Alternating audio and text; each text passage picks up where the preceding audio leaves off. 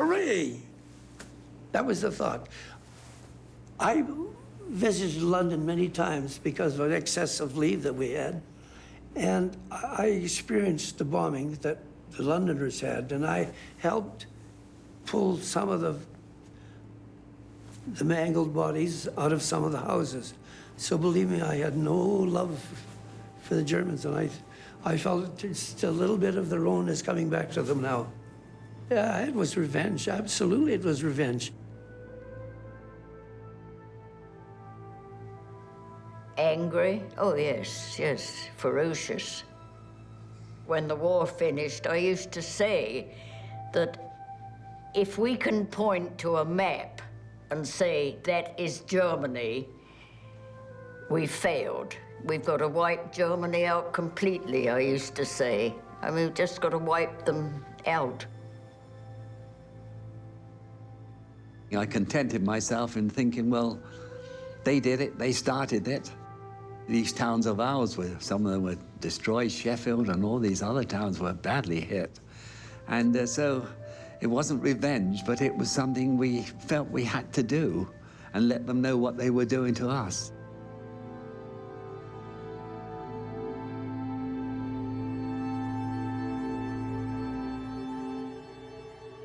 The Nazis entered this war under the rather childish delusion that they were going to bomb everybody else and nobody was going to bomb them. They sowed the wind, and now they are going to reap the whirlwind.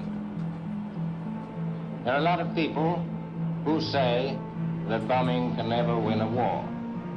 My answer to that is that it has never been tried yet, and we shall see.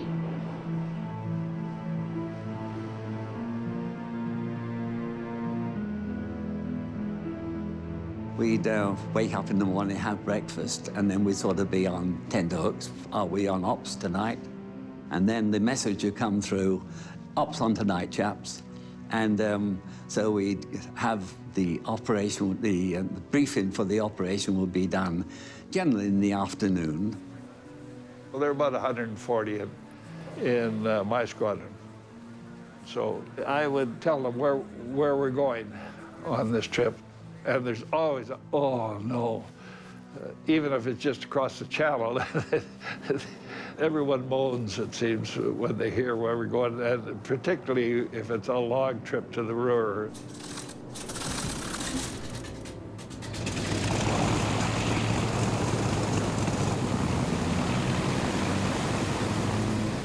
We line up one behind another, and we take off every minute. There were 40 aircraft on the aerodrome. There were 2 squadrons, 20 aircraft each. We'd taxi out to the strip, and we'd line up, and one at a time, we'd pull out onto the runway, and away we'd go.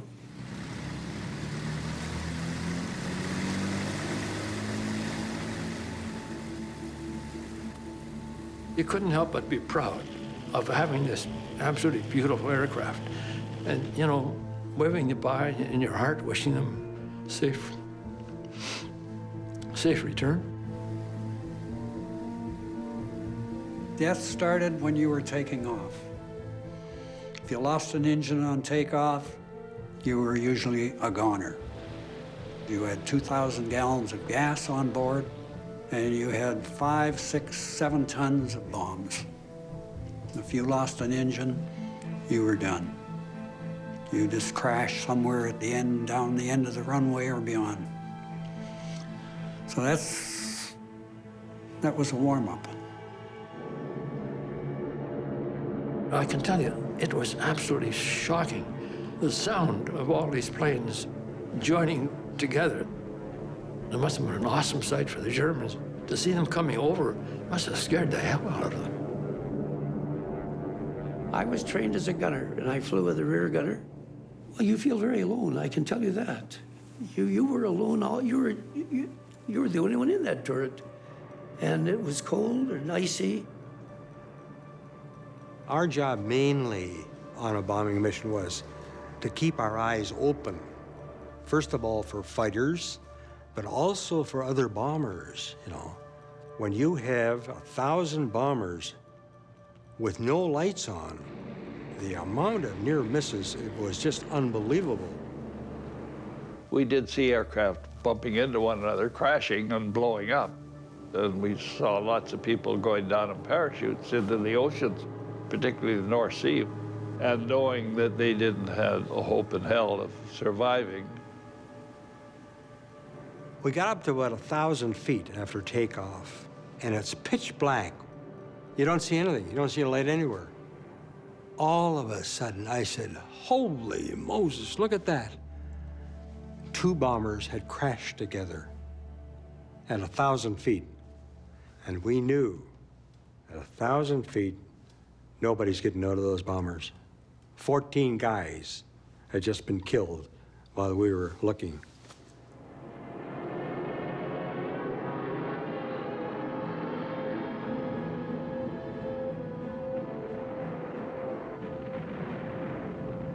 Once you left the shores of Britain and go over France, you were attacked all the way.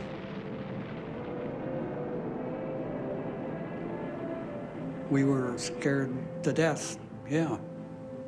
Because, you know, you're up there and this flak's all bursting all around you, going into the targets. Quite scary. I think the Ruhr had a nickname. Happy Valley. Happy Valley. Yes, that's what we called it, but it wasn't a happy place. No, it was hell on earth. When you used to approach the Ruhr Valley, all you could see in front of you was dots of, or the sky continued filled with red dots all over. And I thought, goodness me, how can we get through that without being hit?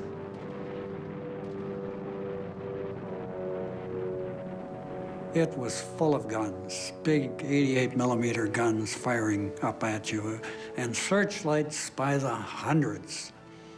And it was, boy, when you went into Happy Valley, it was like a firestorm. Die auf der Einflugstrecke der feindlichen Verbände liegenden Flak-Batterien feuern. Scheinwerfer tasten den nächtlichen Himmel ab. Jetzt haben sie einen Briten gefasst. I was over Cologne. One searchlight got me, then a second got me, and then when that happens, boy, you're in trouble. You're what they call coned. So what I did is corkscrew left, and that means to do this sort of idea, and lose height rapidly. And by now, I've gained a lot of speed. I'm up to maybe 300 miles an hour by now because I'm heading straight downhill. We went into a dive, full gas load, full bomb load, and was going down like a rock, you know. I couldn't even lift my hand. And I'm thinking, in a couple of minutes, if we last that long, I'm gonna be dead. And he pulled her out.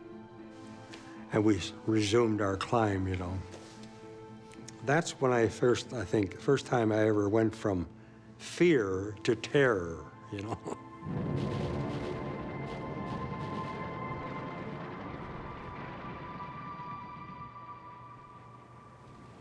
We lost the port outer immediately, and fire had started. I sat down in my position with my feet out in the slipstream, and I couldn't get the courage to go out. I'm telling you, I guess I had a nightmare. And Max said, oh, Wally, he said, get out, get out. So I unplugged, and I give my little butt a little wiggle, and the slipstream just sucked me out of the aircraft. He kept that plane flying while 5 of us bailed out. But he went in with the aircraft when it crashed. He died in the aircraft, yeah, when it hit the ground.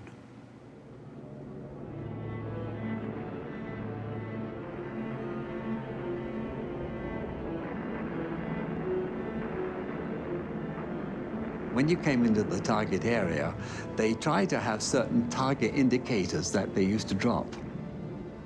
You used to guide the pilot left, left, steady, steady, right, steady. And then bomb's gone, or bomb's going.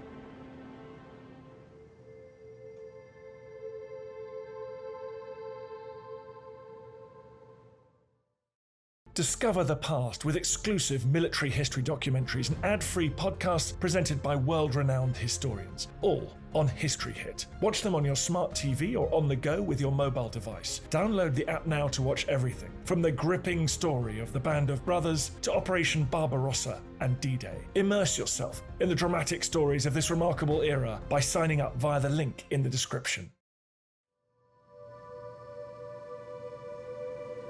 Most of our trips, in fact, all our trips, were on what I would call military targets. I never went on a trip that our target was not a military target.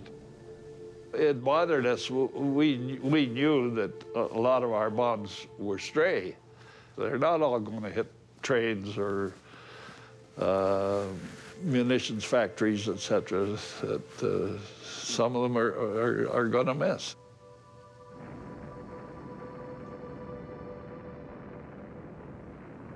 You're at 18,000 feet, and here comes the city. He's coming in, and he's bouncing all over the place, and he's got this 10-cent bomb sight in front of him, you know, and there's fighters around, and there's flak, and there's searchlights, and slipstreams. Practically impossible. You might be a quarter or half mile away from the aiming point when those bombs hit. And that might be an all built-up area, you know. So, yeah, idea is get the fire started. It's just an orange glow, if you will. Flames, just a big orange glow, just like a bonfire. Well, they just look like red masses of blobs beneath us, and I don't think any of us really liked what we were doing. We have to face it. Bomber Command was trying to burn city after city down, you know. And so your 4,000-pound cookie would go down and take out a whole center block in a city. And then these four-pound incendiaries would come raining down, and you couldn't put them out. And they worked through the city that way. How to destroy a whole city with 1,000 bombers, you know.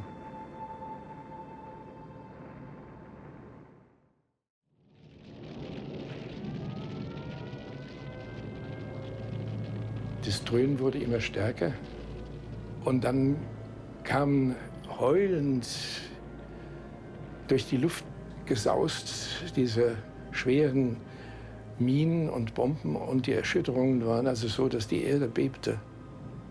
Und dann lagen wir alle auf der Erde, weil man immer hörte, wenn man sitzt, dann platzt gleich die Lunge, wenn Bomben einschlagen. Und dann kam ein entsetzlicher Knall. Das ganze Haus zitterte, die Erde bebte. Und wir sind dann zum Bunker gelaufen.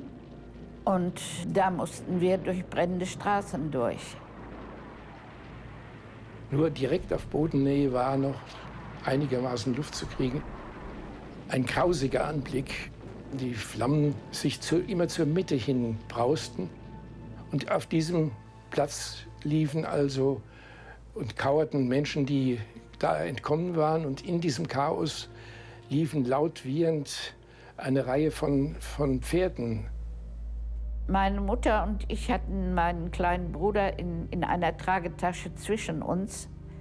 Und da haben wir die Arme drum gelegt. Ich habe gesehen, wie eine Frau im brennenden Haus stand. Die war noch mal ins Haus gelaufen, um das Bild ihres gefallenen Sohnes zu holen. Und als sie wieder zurück wollte, brannte das Treppenhaus und sie kam nicht mehr zurück. Und die stand jetzt oben am Fenster und rief immer, helft mir, helft mir. Und keiner konnte helfen.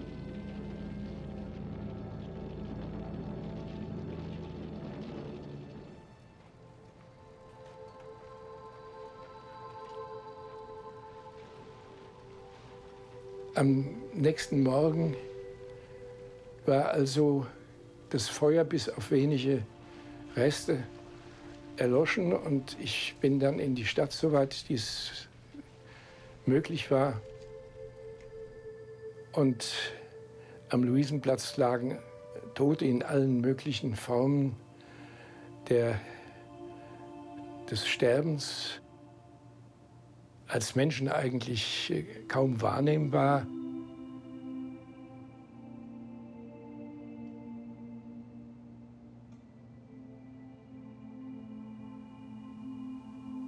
Der Anblick dieser Sachen, nicht Sachen, sie waren jetzt Sachen geworden. Sie waren auch als Leichen eigentlich so gar nicht darstellbar. Es ist eigentlich eine gewisse Form von Distanzierung, die man dann bekommt.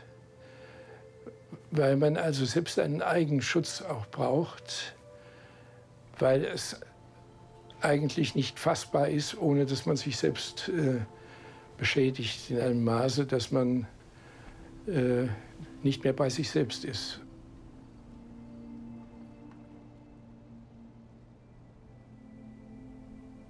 Es ist für jemanden, der es nicht erlebt hat, unvorstellbar, wie es ist, wenn eine ganze Stadt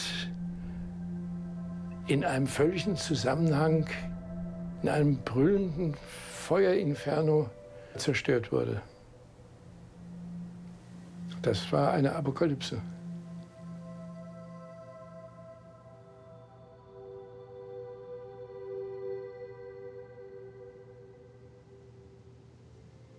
I didn't like the task we had to do. We just hoped that they were down in their shelters when we dropped these bombs, at least I did. Because I was a regular churchgoer and I didn't like what we were doing virtually that way, killing people, but war is war.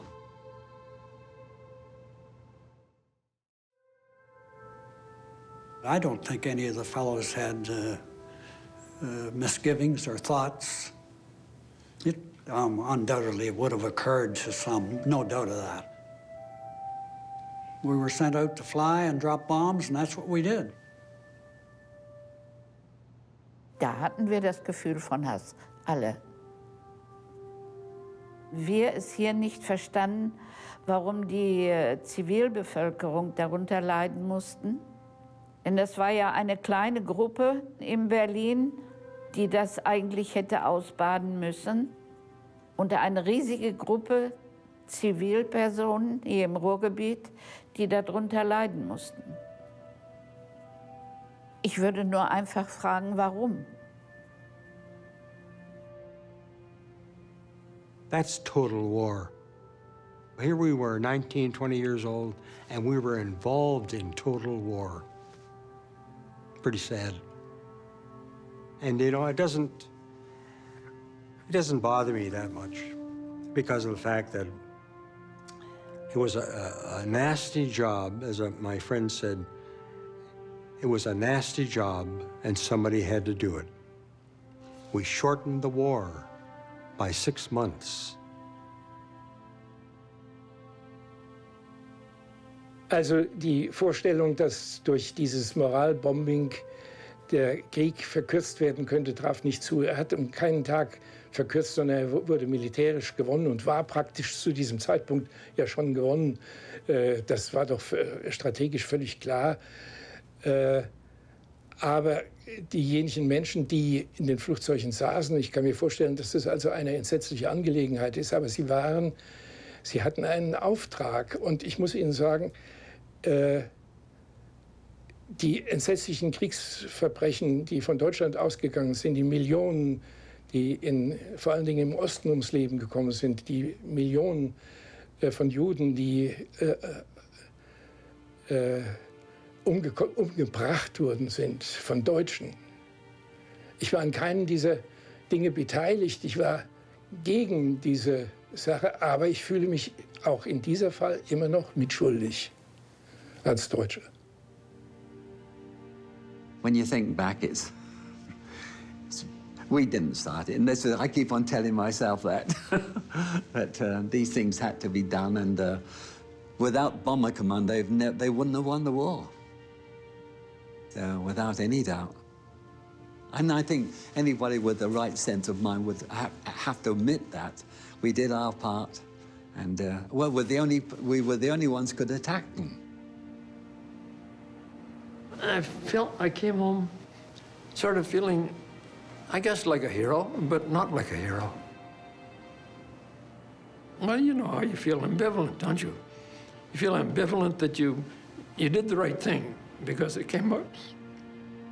It came out later when you found out what the Nazi and the Germans were doing to their own people and to the Jews and to, heaven knows, all kinds of other people. Then you knew that that was the right thing to do. But as you grew older, you also knew that, and you reflected back, that you had been part of a giant killing machine, which is not an easy thing to contemplate.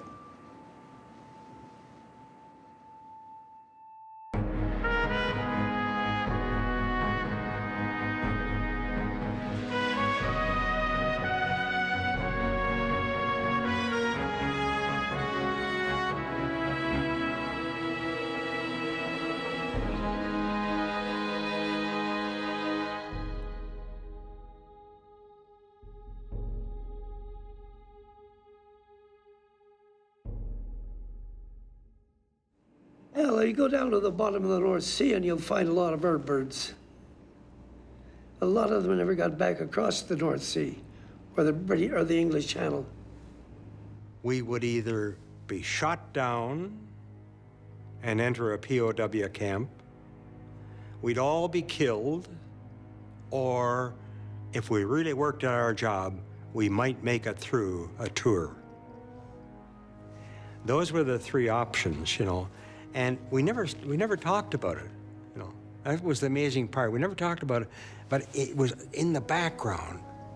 I think idiots like me who enjoyed a certain pleasure from the thrill of, I've often said this, I enjoyed the thrill of being in danger, but I felt the bravest ones were those who did flying and did their operations, and yet they were scared stiff all the time. I just thought, just because of the odds, I would likely die. And I decided early that I wasn't going to survive, so why worry?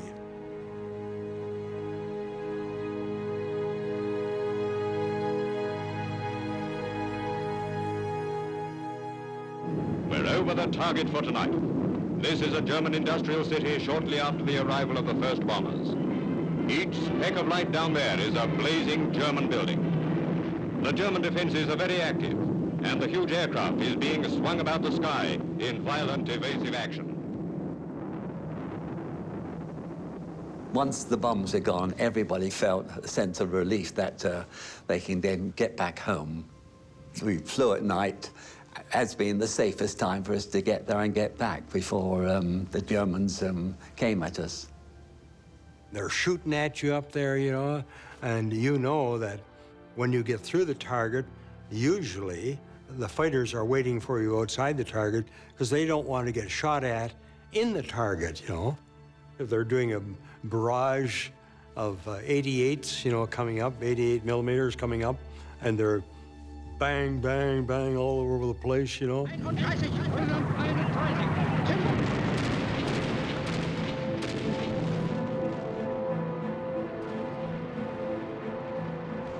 Die flogen in Tausenderverbänden ein bei uns. In Tausenderverbänden. Die Jugendlichen waren 15 Jahre alt. Ich war schon 16, ja. Die brauchten Soldaten für Russland. Und dann haben sie die Kindersoldaten eingeführt da. Wir hatten ja eine Feuerkraft, da standen ja teilweise 20 Geschütze, ja. Die kriegten natürlich dann richtig Zunder von uns, ja.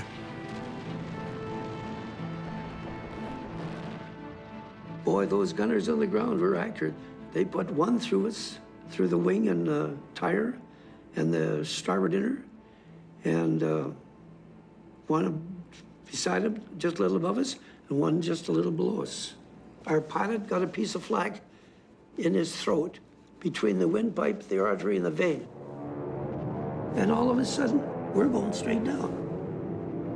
So then said, pull up. And so Woody pulled up from the dive because his front of the aircraft was filled with smoke. It had been burning. But we're at 3,000 feet. And so our pilot said, we got to turn around. We can't drop. We had a 9,000 pounder on board that day. And 9 500s, I think it was. You have to have 1 foot of height for every 1 pound of bomb. So you're looking at a 9,000 pounder. You want to have 9,000 feet below you. If you drop them too low, the concussion force from the bomb will break your wings off and they'll just fold up over top of your aircraft and you'll just fall. And of course, being over enemy territory, fighter planes are up all the time and they're always looking for anybody that was flying a little low or seemed to be in trouble because that was a pretty good kill for them.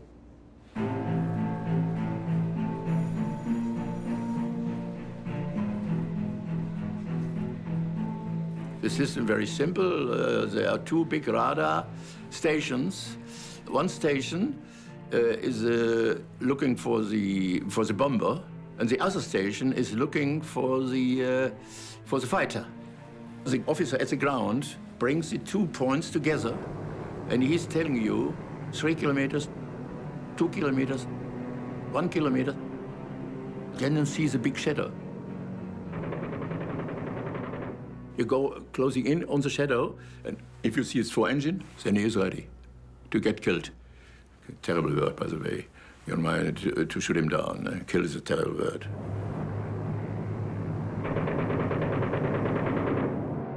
Rear gunner saw you right away, and he was shooting right away. He was shooting, and I was shooting, and the boy with the better visibility and the better ammunition was surviving.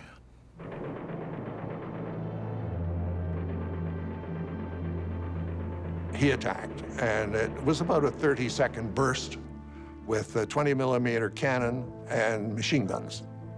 And I see the rear turret, scraps of it sticking up in the air. And of course, we're on fire. So we had a blowtorch 200 feet long out at the back of the aircraft. So I said, Skipper, the bomb load's on fire, and there's fire 300 feet behind us. He said, I can see it from here. Navigator, give me a reciprocal. That means a road for home. And he put it in a dive. Fortunately, the fire went out. But the tail gunner is dead, and the wireless operator is dead, and the engineer is badly wounded. So we head home. And of course, we have lots of trouble.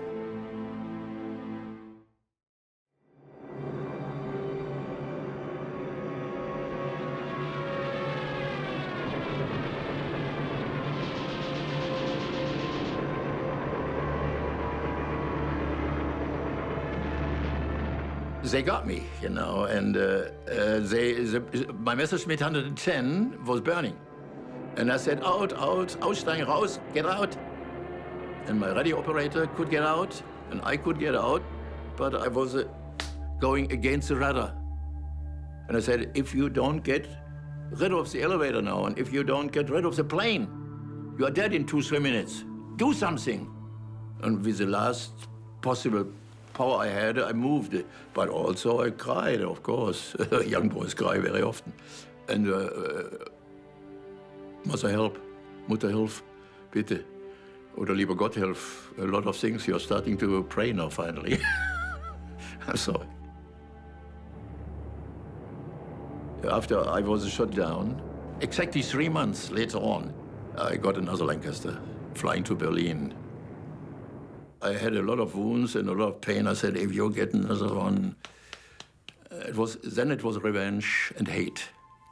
But I'm ashamed of this because I lost my normal feelings, which I have. This happens very often to those young soldiers, that they start doing something which you cannot understand anymore later on, you know.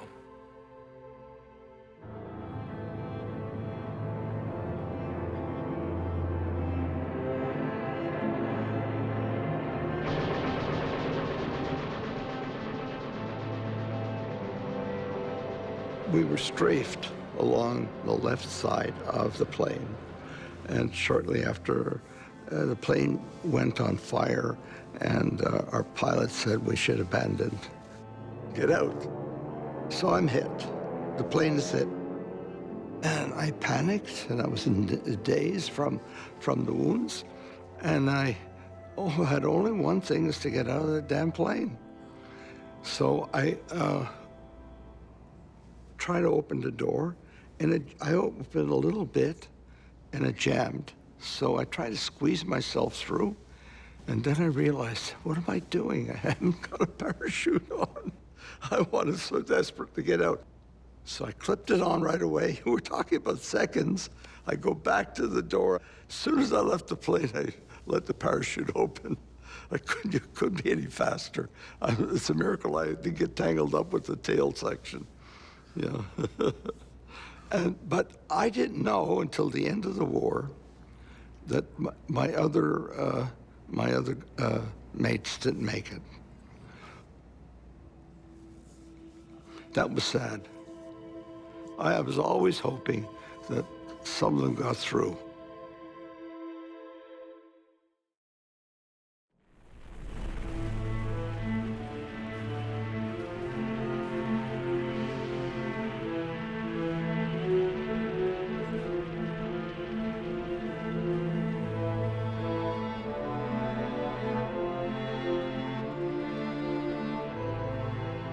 When you're 19, 20 years old, your main concern was to come back from that raid alive.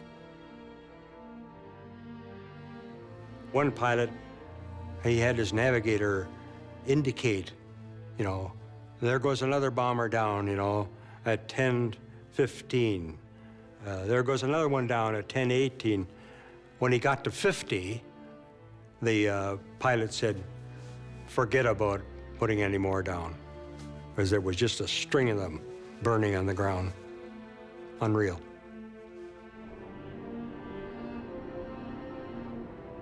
I was shot down, and when I landed on, must have been a cultivated field.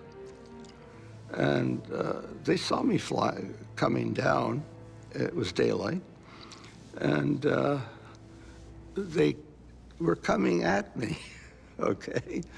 And how do you mean they were coming at you? they were running towards me, these civilians from that area. They were coming at me, and two Wehrmacht soldiers intervened on my behalf. They said, leave him alone. In German, they said, leave him alone, he's already hurt. You see, he's bleeding. I might have gotten lynched. That's as simple as it was. But they were angry, you know. Women and children were being killed because most of the Germans were out in the front, either in the Eastern Front or in the Western Front. I mean, those are the realities. Yeah, what more can I tell you?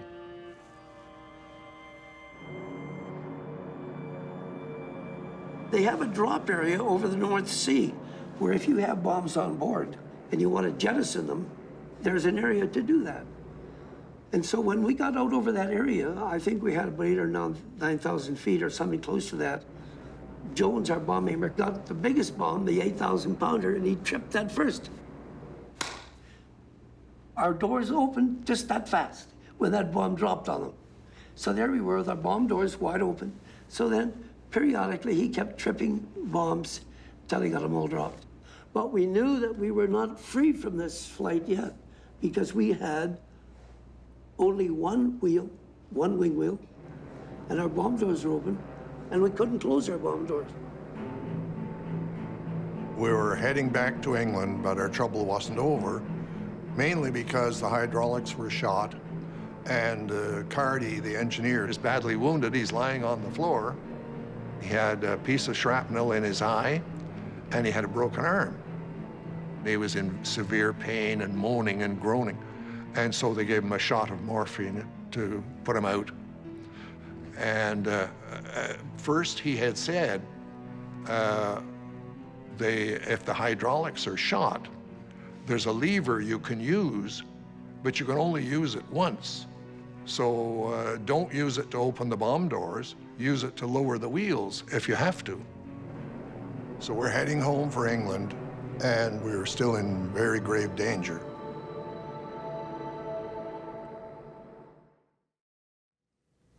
I guess the worst time was waiting for them to come back. It was a long night sometimes. You'd have to stay up overnight, you know, and count them as they came back. You hear them first. Yeah, yeah. You wouldn't know that they were there until you'd heard them. In my case, I'd be in a small hut at the end of the runway. I wouldn't even see them until they flew in over me. When we arrived at base, the pilot asked me to lower the wheels, and I pumped the lever and nothing happened. This is the lever that would lower the wheels, and it didn't work, and Carty was still unconscious, so we couldn't ask him. And so the pilot called up and said, we're going to try and land with the wheels up on our bomb load. And they said, don't land, turn it out to sea, and everybody bail out. But he said, I can't do that. We have a badly wounded man, and if he bails out and nobody finds him, he's going to die. So he calls up and he said, well, George, you just keep rolling around there. Give us half an hour to get everybody in the air raid shelters. So we're going to try and land with the wheels up. But if the bombs explode, none of us will survive. That's what we're mainly afraid of. Boy, we had a great fear of fire. All air crew had that, you know, because we'd seen guys who crashed on their way home, and the whole aircraft blew up, and they were burned to death.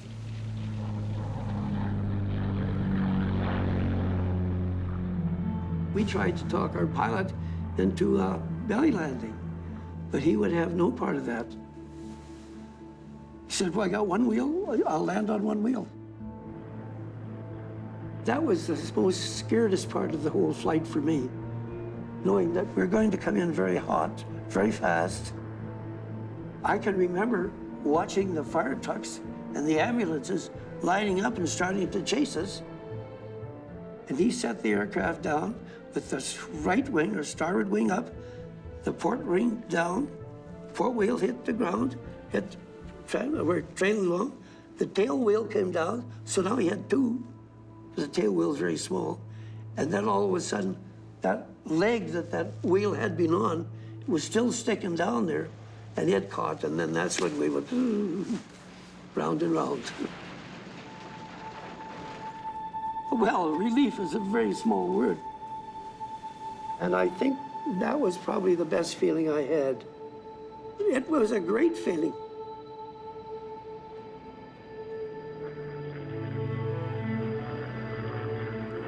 So we were circling the base, and Carty came too, and he said, where are we? We said, we're at base, but we can't get the wheels down. So he said, take me over to the rest position. Under the rest position, all the gas lines and hydraulic lines are under there. He said, I can show you which pipe to cut, and the wheels will come down by themselves. So we were holding him, and I had the axe ready to cut the hydraulic line. And if we cut a gasoline line, we're in deep trouble. But he kept passing out. And he couldn't see very well because his eyes were tearing because of this wounded eye. So at the end of almost an hour, finally he told us which one, and we cut it. And they come down, and the green lights go on. So we call up and say, W. Willie is landing. So we land, and we went out the side door very fast and stood there. And one thing that I should not have done, I went back to see Jack Finley, you know, how he was wounded, and he was hit by an explosive shell, so there wasn't much left. So This is the rear gunner. Yeah, and he was a married man. He was about 39 years of age, and he had a wife and 2 children in Toronto.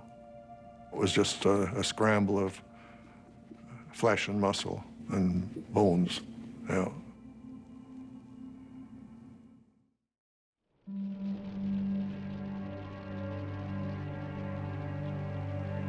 Admittedly, the life span of aircrew was very short, and we were losing quite a lot of crews.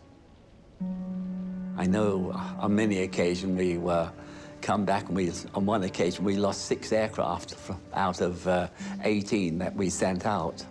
So, but we never thought it would happen to us, and it's just one of these things that we cope with.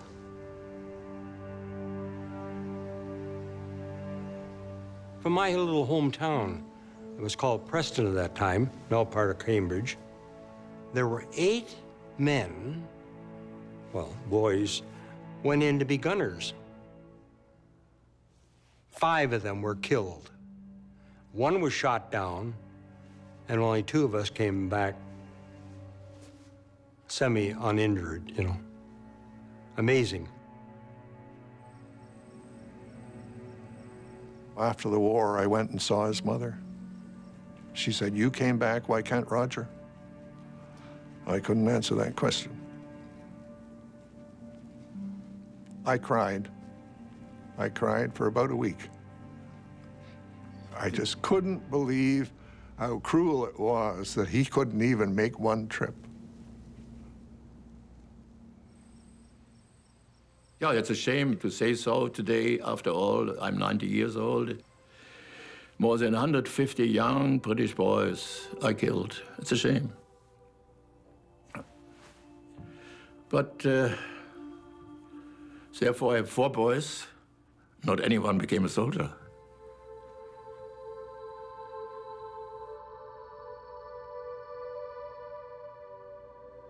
Nobody likes killing the way it was done.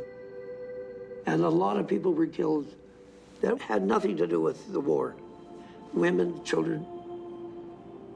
And that always bothered me. I think that bothered me more than anything. Because they were actually just human beings. They're like the rest of us. And they went through, and I'm not saying that the British people didn't go through it too, because they did. I know it. I helped take people out of houses. So war is not a nice game. We're better off without a war.